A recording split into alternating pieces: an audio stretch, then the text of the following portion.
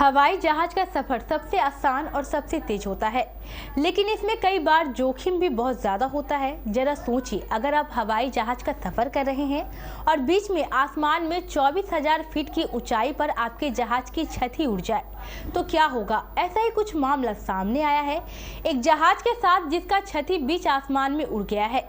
क्या है पूरा मामला, विस्तार से पूरी जानकारी देखिए इस खास रिपोर्ट में।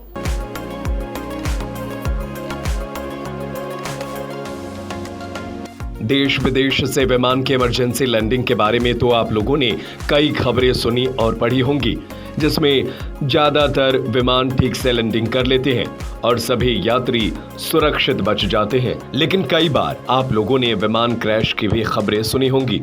कई लोगों की मौत भी हो जाती है और इस हादसे के बाद भी कोई शख्स बचता है तो उसे किस्मत का खेल कहकर छोड़ दिया जाता है। लेकिन आज हम आपको एक ऐसे किस्से के बारे में बताने जा रहे हैं जो 35 साल पुराना है, जिसे सुनकर हर किसी के होश उड़ जाएंगे।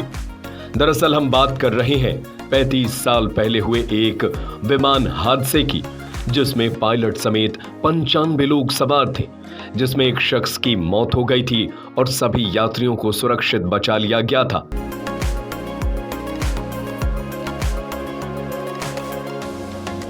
अब यह हादसा क्या था, कैसे हुआ, चलिए आपको बताते हैं। साल 1988 के 28 अप्रैल को हीलो इंटरनेशनल एयरपोर्ट से एक फ्लाइट उड़ान भरती है।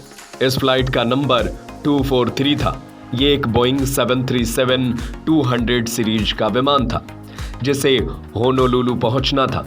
इस फ्लाइट के कैप्टन 44 वर्षीय रॉबर्ट स्कॉन्सरथाइमर और फर्स्ट ऑफिसर 36 वर्षीय मिमी टॉपकिंस और 58 वर्षीय flight attendant Clara Bell Lansing थे। लांसिंग 38 साल से ये काम कर रही थी। वहीं उड़ान भरने के कुछ ही देर में विमान 24,000 की फीट की ऊंचाई पर पहुंच गया। तभी अचानक सबको एक जोर का झटका लगता है।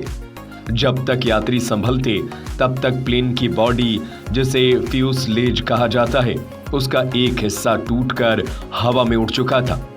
प्लेन की छत ही गायब हो चुकी थी। ऐसे में लोग बाहर की ओर खींचने लगे। हालांकि सभी ने सीट बेल्ट बांधी हुई थी। वहीं सेकंडों के अंदर लोगों को सांस लेने में दिक्कत होने लगी। कुछ देर बाद लोगों ने महसूस किया कि प्लेन नीचे की ओर जा रहा है, लेकिन वो गिर नहीं रहा था। एक निश्चित गति से ऊंचाई कम हो रही थी, जिसका मतलब था कि कोई उसे उड़ा रहा था।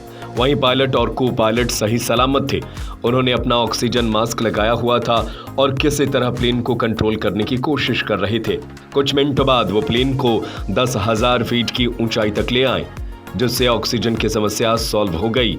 लेकिन इतनी तेजी से फ्लाइट नीचे आई थी कि जर्जर प्लेन की बॉडी पर भयानक जोर पड़ा और कॉकपिट वाला हिस्सा लगभग टेढ़ा हो गया।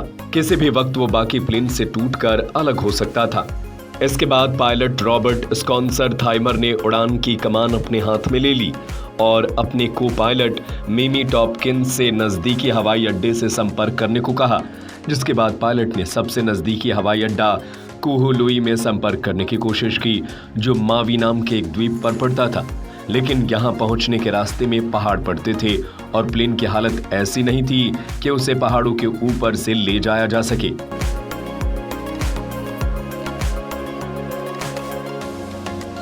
एक बारगी रॉबर्ट ने सोचा प्लेन को पानी पर लैंड करा दिया जाए, लेकिन टूटे हुए प्लेन को पानी में उतारने में खतरा ज्यादा था। इसलिए उन्होंने सब कुछ किस्मत के हाथों छोड़ प्लेन को मोड़ने का फैसला लिया। किस्मत ने साथ भी दिया और प्लेन मुड़ने के बाद भी किसी तरह उड़ता रहा। इस बीच पायलट मिमी का संपर्क हवाई अड्डे से हुआ। वहीं बातचीत से ग्राउंड अधिकारी को समझ आ गया कि मुसीबत काफी बड़ी है।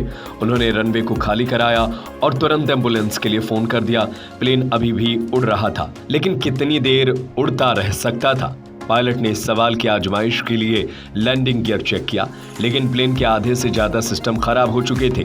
लैंडिंग गियर वाली लाइट में कोई हरकत नहीं हुई। तभी नीचे से दूरबीन से देख रहे लोग काम आए। उन्होंने वायरलेस पर बताया कि गियर खुल गया है। पायलट ने प्लेन तेजी से रनवे की ओर बढ़ा दिया, लेकिन फिर एक और मुसीबत सामने आ गई। प्लेन का लेफ्ट इंजन फेल हो चुका था। किस्मत मानो इम्तिहान लेने पर तुली थी। पायलट ने कोई चारा न देखते हुए प्लेन रनवे पर उतारा और किसी तरह घसीटते हुए वो रुक गया। इस हादसे में कुल 7 लोगों को गंभीर चोटें आईं। लगभग 60 लोग घायल हुए थे। उन्हें अस्पताल पहुंचाया गया। तभी किसी को एहसास हुआ कि प्लेन की फ्लाइट अटेंडेंट क्लाराबेल लांसिंग गायब है। कुछ लोगों ने बताया उन्होंने लांसिंग को हादसे से ठीक पहले कैबिन में खड़े देखा था। आखिर में पता चला कि लांसिंग फ्यूजलेज टूटते ही हवा में खींच ली गई थी। 3 दिन तक समुद्र में उन्हें खोजने की कोशिश की गई, लेकिन उनका कभी कोई पता नहीं चल सका। इस हादसे में वो इकलौती मृत हुई। इस खबर को लेकर आप क्या सोचते हैं, हमें अपनी राय कमेंट करके जरूर बताएं।